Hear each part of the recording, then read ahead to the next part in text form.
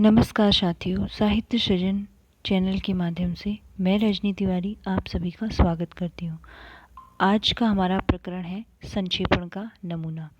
इससे पूर्व के वीडियो में हमने प्रयोजन मूलक हिंदी के दूसरे यूनिट संक्षेपण के विषय में बात की थी।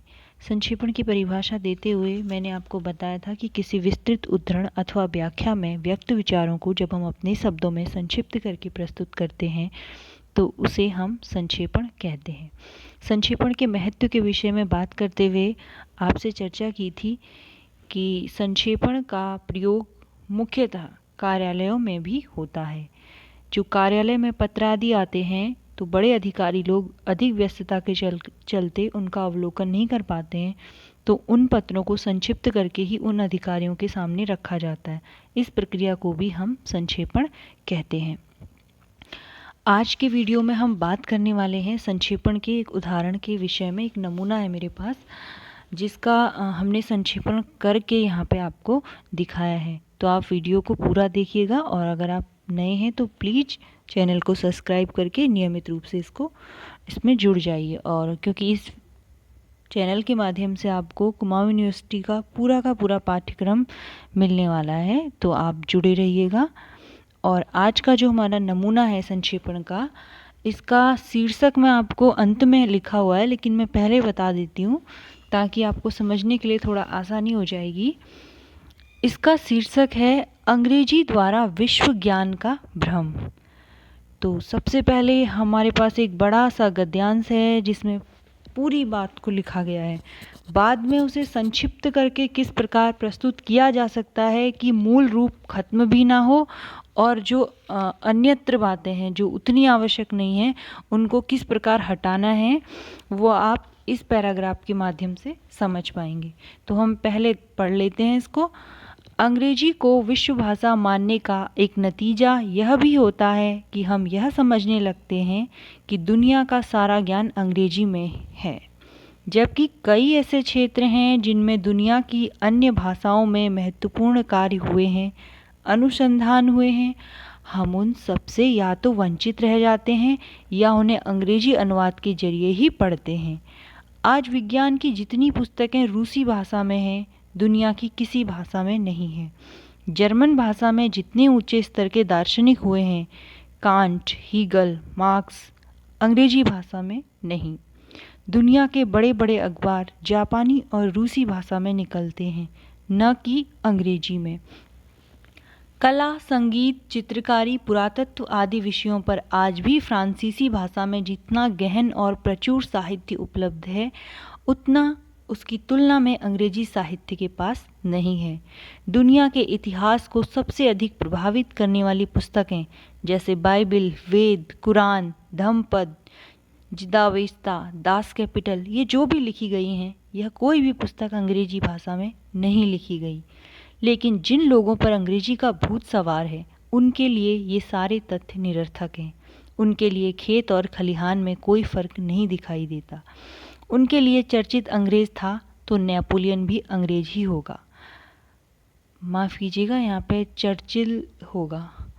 दुनिया का सारा ज्ञान, साहस, शौर्य, प्रतिभा सब कुछ अंग्रेजी में है। ऐसा सोचने वाला दिमाग एक छोटा और संकुचित दिमाग है।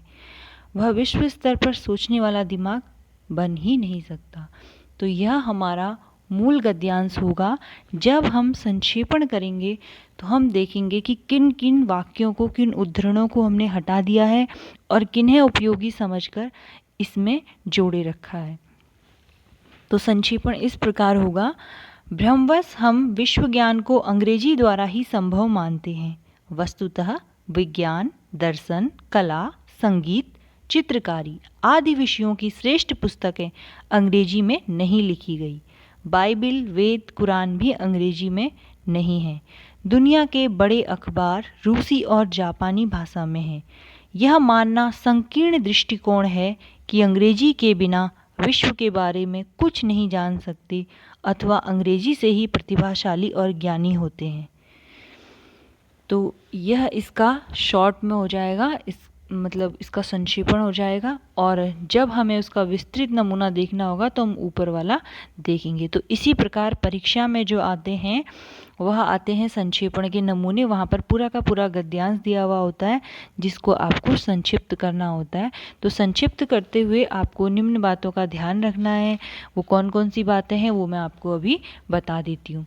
संक्षेपण जो होता है किसी भी मूल और विस्तृत अवतरण का सार संक्षेपण होता है, इसीलिए उसे 2-3 बार जरूर पढ़िए और उसके मूल अनुच्छेदों को पकड़कर ध्यान में रख लीजिए। और इसके बाद हमें ये ध्यान में रखना है कि किन वाक्यों को जो हमें महत्वपूर्ण लगे हैं लेना है और किन को छोड़ना है। जो महत्वपूर्ण अंश होते हैं उनको लिख लेने के बाद अंतिम रूप से हमें ये तय कर लेना चाहिए कि क्या वह वाक्य एक दूसरे के साथ मैच हो रहे हैं, कहीं ऐसा तो नहीं है कि कुछ बहुत आवश्यक चीज़ छूट रही हो। और अगर कोई मुहावरे और कहावत मूल गद्यांश में लिखे गए हैं तो उनको उसी रूप में वहाँ लिख देना चाहिए, उनका अर्थ बताते हुए अनावश्यक विस्तार नहीं देना चाहिए। संक्षेपण की अगर भाषा शैली की मैं बात करूँ तो इसकी भाषा शैली व्याकरण सम्मत होनी चाहिए, सरल सुबोध और सुस्पष्ट होनी चाहिए। बहुत ज़्यादा आलंकारिक भाषा का प्रयोग इसमें नहीं होना चाहिए। संक्षेपण में विराम चिन्हों का उचित और सुस्पष्ट प्रयोग होना चाहिए। विराम चिन्हों के प्रयोग में की गई लापरवाही प्रायः संक्षेपण में अर्थ का अनर्थ उत्पन्न कर देती है। तो ये ध्यान रखने वाली बात है कि संक्षेपण एक कला है जो निरंतर अभ्यास करने से ही आती है। अभ्यास के द्वारा ही हम इस कला में पारंगत हो सकते हैं। तो आप भी प्रयास करते रहिए, अभ्यास करते रहिए, निश्चित रूप से इस कला को आप प्राप्त कर लेंगे। तो मिलते हैं अगले वीडियो में।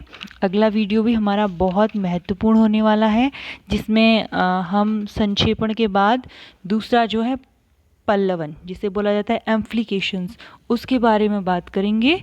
तो तब तक आप जुड़े रहिएगा और प्लीज़ चैनल पर अगर आप नए हैं, पहली बार इन वीडियोस को देख रहे हैं तो सब्सक्राइब करना ना भूलिएगा। और आप नियमित रूप से देखने वाले दर्शक हैं तो प्लीज़ इन्हें शेयर कीजिए, लाइक कीजिए और ज़्यादा से ज़्यादा लोगों तक पहुंचाने का काम कीजिए। धन्यवाद।